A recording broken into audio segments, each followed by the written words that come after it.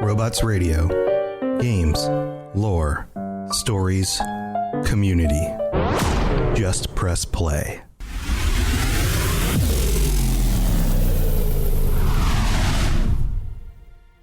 Welcome to the Fallout Lorecast, the podcast that explores the boundaries of our knowledge about the world of Fallout. One of the things you see online all the time, especially around the Fallout community and the circles of people who enjoy talking and chatting and posting things on social media or responding to videos.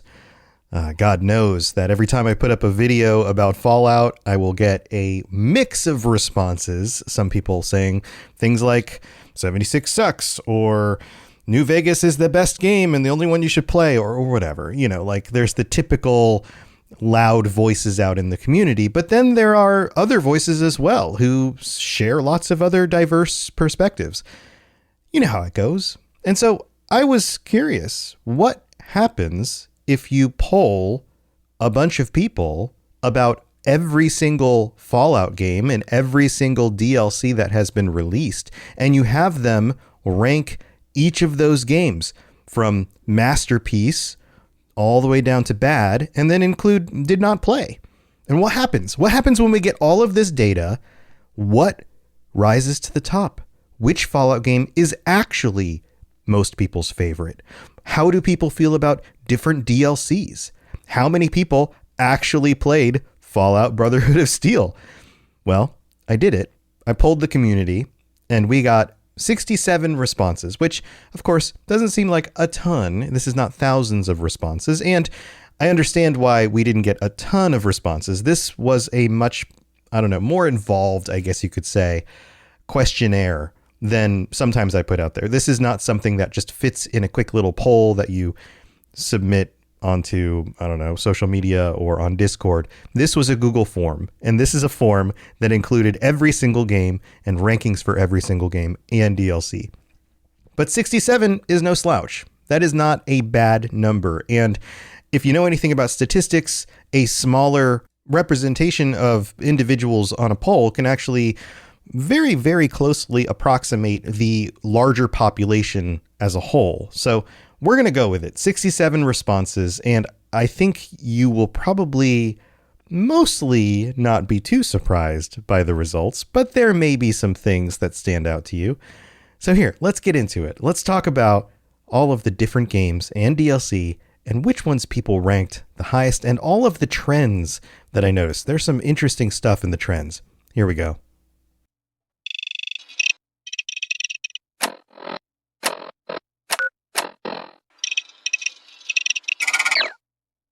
All right, so I think the most fun way to go about this is to start with the lowest ranked game or DLC and then work our way all the way up to the highest ranked. And then at the end of the show, I'm going to point out some patterns that emerge among the data, because there are some interesting things here that aren't necessarily noticeable just by going through the list. So here we go. Let's start with the worst ranked game across the entire series. Now just take a moment and think about it. Which one do you think is ranked worst? And this includes Fallout 1 and 2, Tactics, Brotherhood 3, 4, New Vegas, 76, and then all of the DLC for all of the games. You ready? All right, here we go. Which one do you think was ranked the lowest across everybody? I'll give you a second. All right, here we are. Fallout Brotherhood of Steel, bringing up the rear. Now, not only was this the lowest ranked game on the list, or DLC, it had the least number of people who have played it. 84.8% of people did not play the game. The average ranking was 1.7, with 6% saying it was bad, 7.6% saying it was just okay, and 1.5% saying it was good. It is the lowest ranking by far. It is below the average of just okay. And that tracks. This game did not even review very well when it came out, and most people just haven't played it. So that totally tracks. Now, which is the next lowest on the list? I have a feeling you may not be surprised about this. All right, you got one in mind? Fallout Tactics. the next lowest on the list. Similar numbers of people who did not play. 3 out of 4 people, 75.8% did not play, but the rankings were slightly higher, with 6% saying it was good, 9% saying it was okay, and 9% saying it was bad, for an average of 1.8. Still not averaged up to just okay, but a little bit better than Brotherhood of Steel. All right, next on the list, let's move on. I think the next two you'll find interesting as well. And it lends itself to a certain type of pattern that I think we're seeing here. In fact, the next three lowest scores all come from Fallout 4 DLC. Check this out. Fallout 4 Contraptions Workshop got an average score of 2.5. That means it was above just okay, halfway between okay and good. Wasteland Workshop 2.52 and Vault Tech Workshop 2.62. Now, I have a feeling about this, and maybe you can confirm this or not. So feel free to comment on this episode on our Discord or wherever you're listening to this if there's the ability to comment. But here's my theory about this. First of all, these are not story-focused DLC. Most of the time when people are playing DLC and thinking about how interesting and how much it adds to the Fallout experience, especially among people who listen to a lore show, I think that they're looking for something that not only expands the things you can do in the world, but expands the story of the world. And none of these three expand the story. Also, if you're somebody who picked up Fallout 4 after launch, instead of somebody who picked up Fallout 4 when it launched and you were waiting for the DLC to roll out, you might not have a very clear perspective on what is in each of these updates. They kind of blend together, Contraptions, Wasteland, Vault Tech, and honestly, going back myself years later, playing through, I kind of have a foggy recollection about which things were added by which. So that would lend itself to being kind of ranked a little bit lower. People going, yeah, I kind of like this one, I think. Maybe not so much. But I also think it skews to the community. There aren't as many builders in our community as there are people who are interested in the lore. So that makes sense as well. All right, so moving on, let's go to the next one. Which one do you think this is?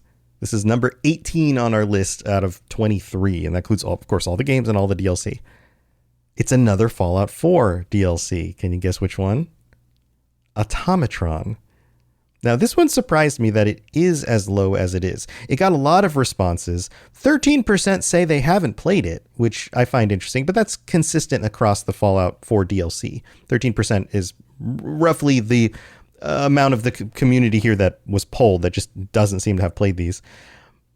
But I found that interesting because I enjoyed it. Maybe it's just because I like the robots and the things that it added and the fun little story about the mechanist. I don't know. But on average, the score is 2.88, which puts it just below good. It's at the top end of okay. And I guess that makes sense. The highest polling group, though, was good. 30% said good. Just okay was 25%. Great was only 21%. Bad was 6%, and I think that's weighing the average down. Although 2 people said it was a masterpiece. So the spectrum is there. We have a broad swath of opinions, which is great for a poll like this. And something I'm not sure I was expecting as much of. I mean, you always have kind of a bell curve of responses for most things, but I kind of thought there would be more consistency around the general votes for a lot of people, but turns out there isn't. It's actually pretty broad. All right, next one on the list, number 17. We're moving up the list. This one is not a Fallout 4 DLC. It is not a mainline game. It is a DLC though for Fallout 3, Operation Anchorage. All right, so let's unpack that. Operation Anchorage with an average score of 3.3. So we are now above the threshold of good. These games from this point on average, will be ranked good. But I think this one tracks with my experience as well. Operation Anchorage is all about killing a bunch of invaders up in Alaska. You know, the Chinese army is invading the US, and it all takes place in a simulation. So it does add to the lore, but it also feels kind of a step removed. So that makes sense. The actual numbers here are interesting. Let's go down the list. Masterpiece got 4.6 with 3 votes.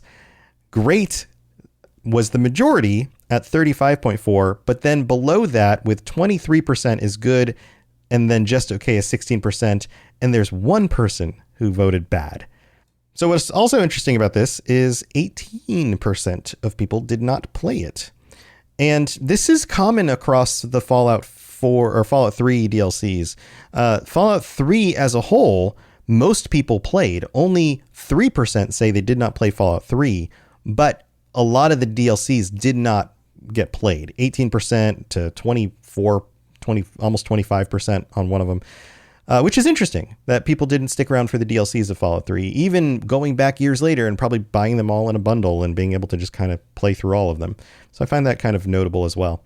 All right, let's move on from Operation Anchorage to number 16. We have another Fallout 3 DLC, Mothership Zeta. I would have guessed, if you had asked me ahead of time, that Mothership Zeta would have pulled lower than Operation Anchorage, because that one, it seems that the community as a whole tends to be a little bit divided about that. But it turns out, not so much. Not so much. 9% said masterpiece, 27% said great, 24% said good, just okay was 7%, and bad was 4%, 4.5%. And so that means that we're at 3.34, so about a third of the way up the good ranking, which is not so bad. It's in there. It's in the, hey, this is good. This is good. Similar to Mothership Zeta, number 15, just above that, is The Pit, another Fallout 3 DLC. And I think we're seeing a trend here. People typically liked or disliked the add-ons for Fallout 4 that did workshop stuff the most. Automatron, not so great. And then some of the Fallout 3 DLCs tend to be ranked lower. This is kind of the pattern here. The Pit, 3.43%. You've got 18% saying they didn't play it. The bulk is divided here between great and good, but because we have 9% saying just okay and 1.1% saying bad, it pulls the average down. Let's move on to number 17. Which one do you think is next?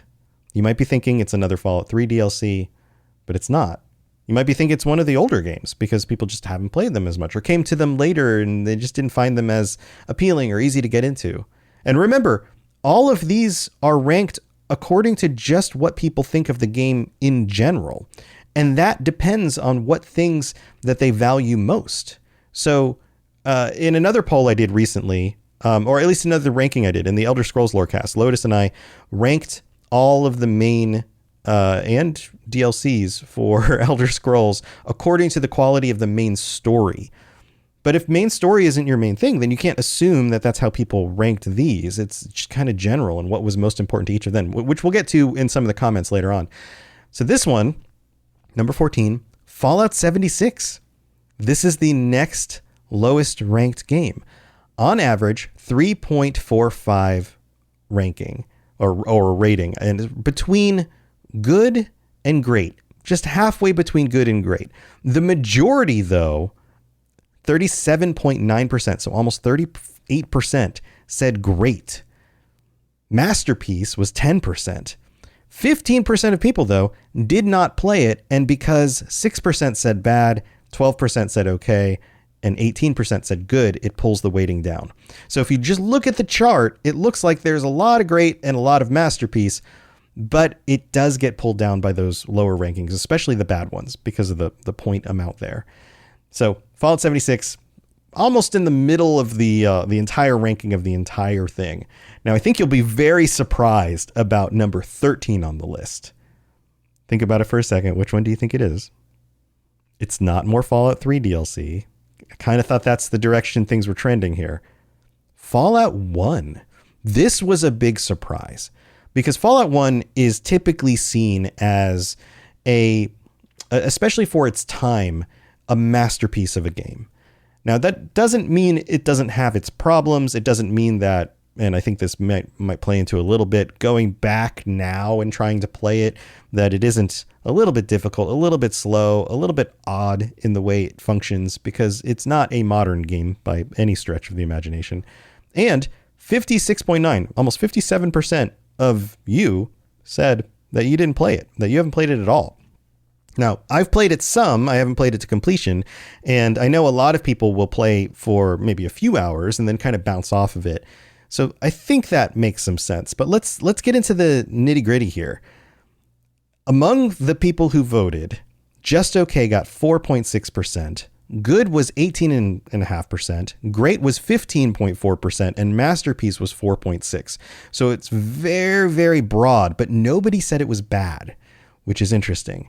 But that broad spectrum of the rest of the bulk after 57% people didn't play it means that it has an average score of 3.46. So it's very squarely right between Good and Great. And I'm sure if we were to get more people who played this game, especially more people who played this game at launch, who chimed in on this, that ranking would improve. I would bet you, I don't know, lunch on it. I'm a massive gambler. So there you go. That's number 13. Let's go up to number 12. Let's do 12 and 11 at the same time.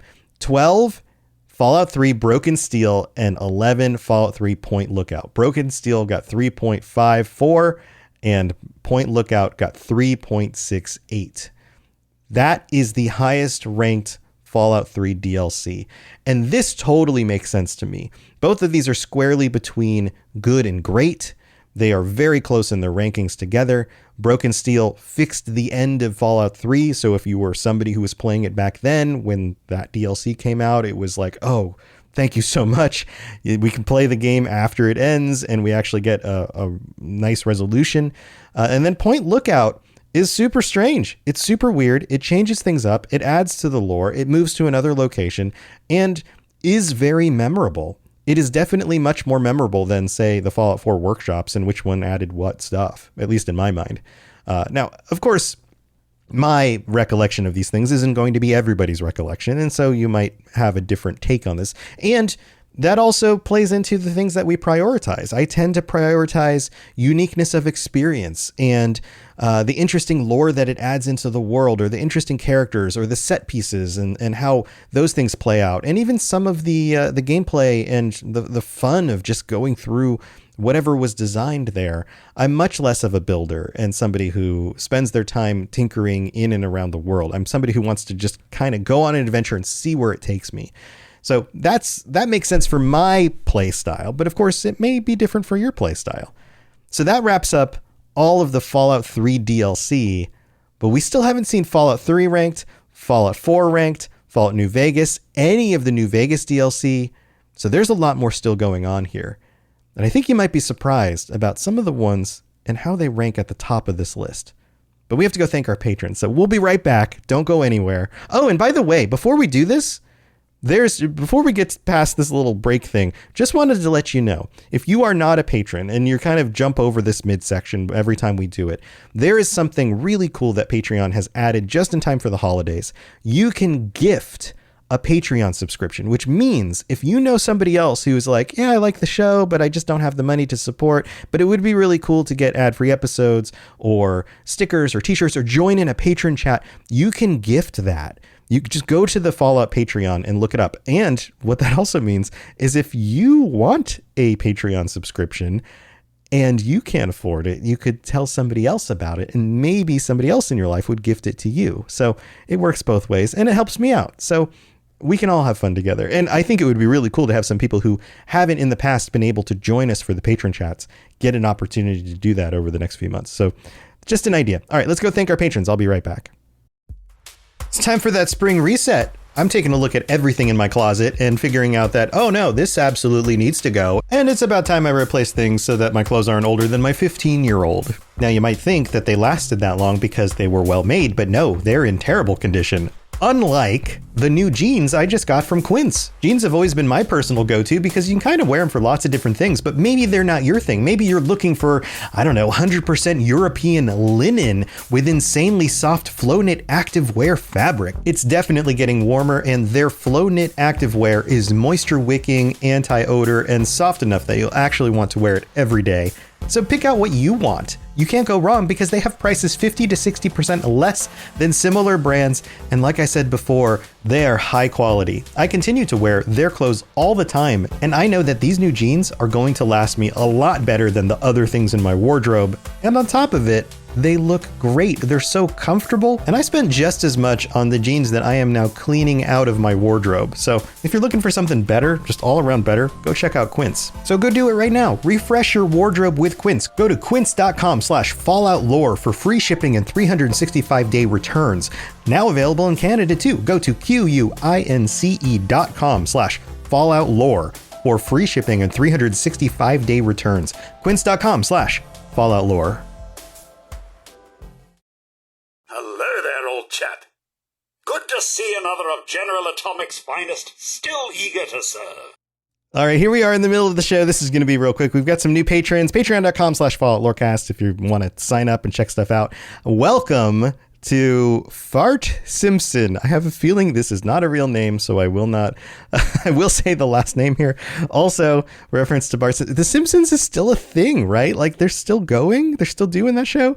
Thank you, Fart Simpson, Vimy, and Terry M. Thank you so much for your support. I'm so glad that you decided to sign up. If you would like to help out the show, if you'd like to get some stuff like ad-free episodes and stickers and t-shirts, and we're gonna have some new t-shirts in the next few months. I'm gonna roll some new ones out, so be ready for that.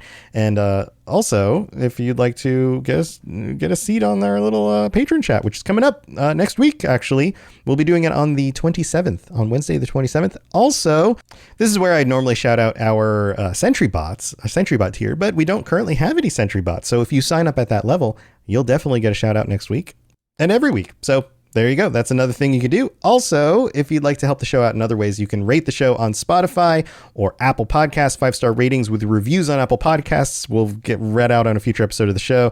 And you guys know how all of this stuff goes. All right, let's get back to the ranking stuff. I'm so excited to talk about the stuff at the top of the list. So here we go. If you have any questions about Nuka World, I'd be delighted to answer them. All right, we're back, and we are at the top 10 section of this list. Number 10. Actually, let's do number 10 and number 9 at the same time. We have Honest Hearts and Dead Money, Fallout New Vegas DLC. We're starting to see Fallout New Vegas stuff show up here. And, okay, so here's my perspective on a lot of the Fallout New Vegas DLC is that, in general, today, they are very positively viewed, which this ranking is showing. But at the time they were released, they were very, very divisive. And in this situation, we have Honest Hearts at a 3.68 and Dead Money at the 3.72, which means they're very, very close, but they're not quite in the great range yet.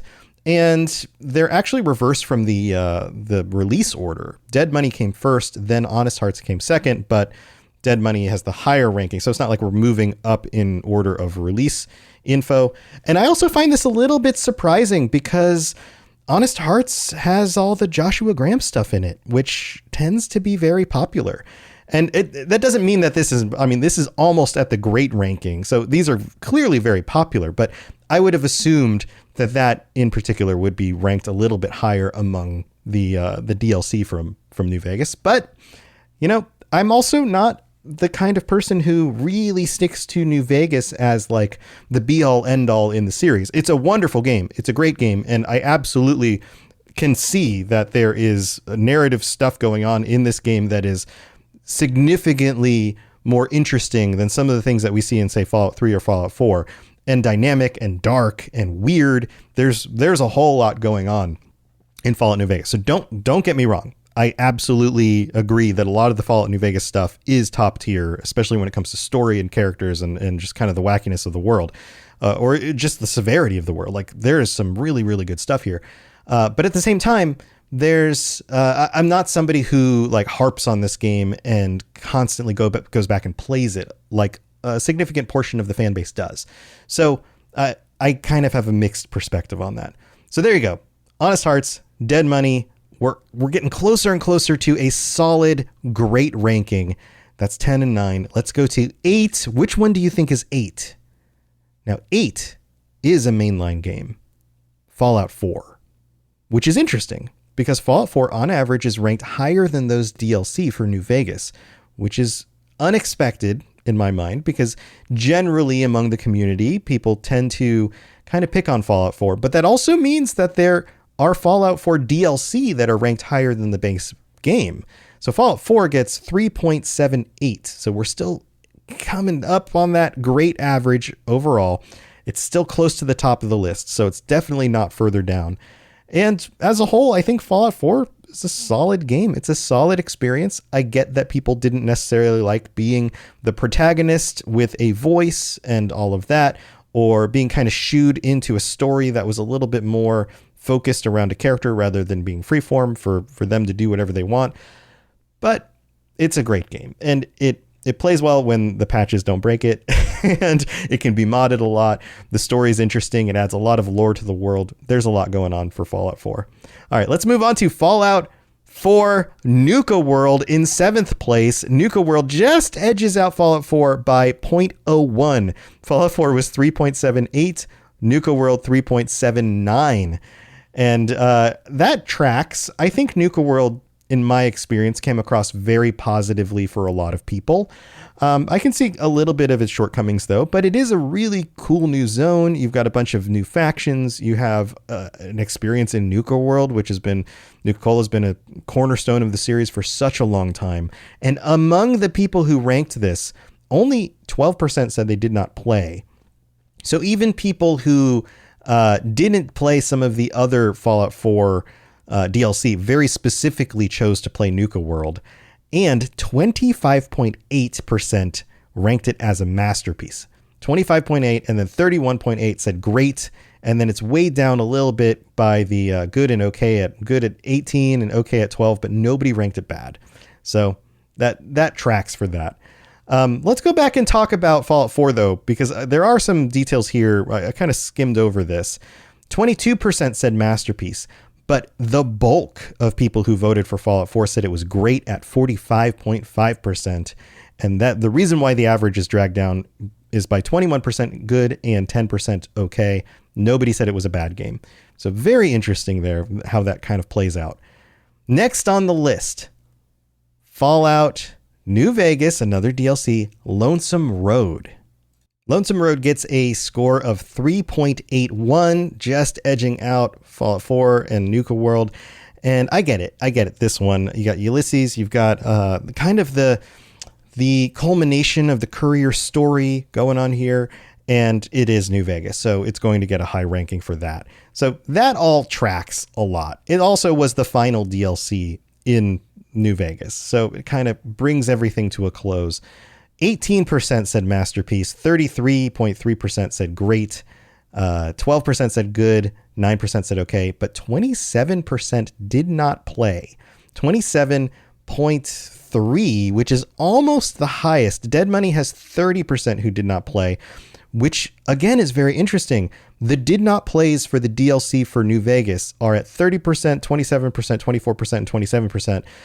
But the game itself only has 1.5% saying that they did not play it. So another interesting point about how the data seems to be shaking out here. A lot of people played the main game, but just did not move on to the DLC. So interesting, right?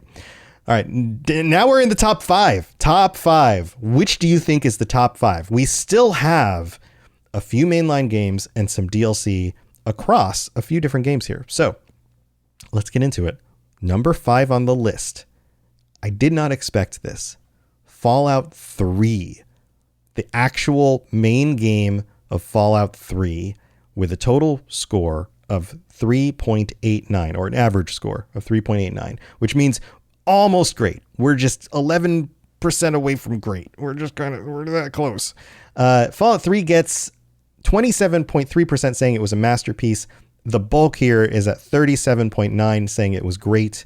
And then 27.3 saying it was good. So you can see how like the same amount of people voted masterpiece as voted good. So the average is swinging into the great range.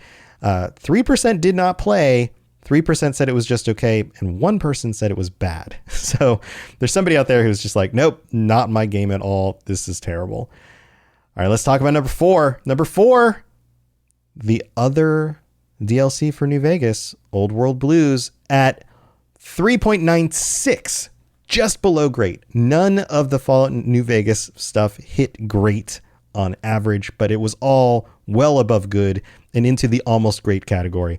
And I think this tracks as well. Old World Blues, it makes sense. This is a good one. And it shows up, it's in the top 4, but it didn't make the top 3. Let's move on to the top 3. Number 3. What do you think? Can you picture in your mind what is left? Here's what's left in chronological order from when they were released.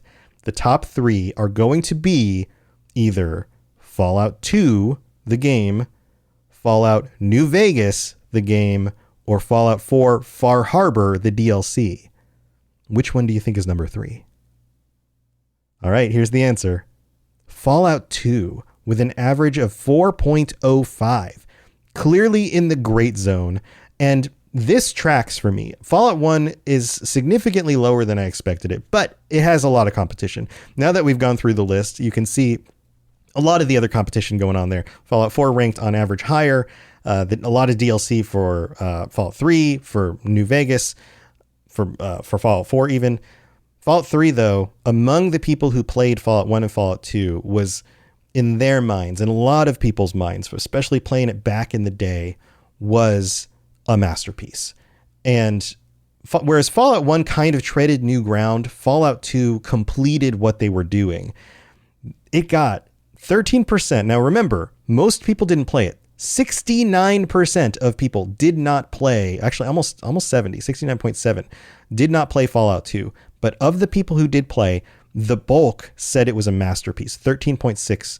And then below that, 4.5 said great and 12.1 said good. So you can see how it averages out at great because did not play doesn't count for the score. So that's number 3. All right, number 2. All we have left is Fallout New Vegas and the Far Harbor DLC for Fallout 4. Which one do you think it is? It's the Fallout 4 Far Harbor DLC at 4.16. This is clearly above great. We are not quite halfway to masterpiece, but this means that the majority of people who played Far Harbor thought it was amazing. And that tracks. That makes a lot of sense to me because it expands the world. It moves to a really interesting zone. You've got some new enemies. You've got some new characters. You have the culmination of, what's his face? The detective guy. Why can't I think of his name? His story with Dima. I can remember Dima's name, but I can't remember a detective guy's name off the top of my head. I'm not going to look it up. You guys know who I'm talking about. But this absolutely tracks. The bulk of votes were at great with 36.4%. Masterpiece was 34.8%. And then everything else, good is at 16%, did not play 10%, and just okay was only 1.1%. Nobody ranked this as bad.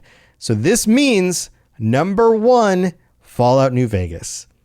Sure enough, there's a big community out there of people who just absolutely sing the praises of New Vegas, and the base game, not the DLCs, the base game has 66.7%. That is almost exactly every 2 out of 3 people saying that Fallout New Vegas was a masterpiece. That is incredible. Only 1 person did not play it. Only 1 person ranked it as bad. 2 people said just okay. 7.6% said good, but 19.7% said great.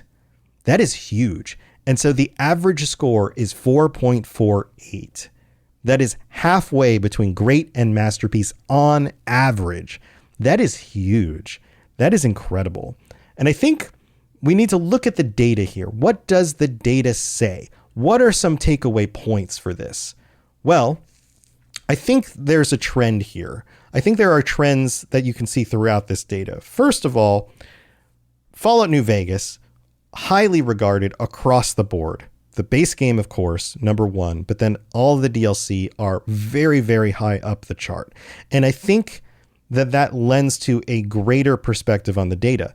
If we look at everything on the list, on average, the parts, or I guess you could say the games and the DLC that lean more into story, interesting lore, tying things together from other parts of the story, tended to score higher than the DLC that were more mechanical or more functional or just kind of expanding a specific kind of area or thing you could do, that type of stuff tended to score lower. I think that there's some other things that you can pull from this as well. So let's take a look at the classic games. Fallout 1 and Fallout 2. Fallout 1 got a 3.46 average and Fallout 2 got a 4.05 average. The Fallout original games still hold up in the minds of the fans. Now, the technology is pretty old, but they still hold up. And I have to wonder if that's one of the reasons why Bethesda does not want to go remake those games. Yes, they're hard to play now. Yes, they're a little bit difficult to get into because of the way the screen looks and the pace of the combat, those kinds of things.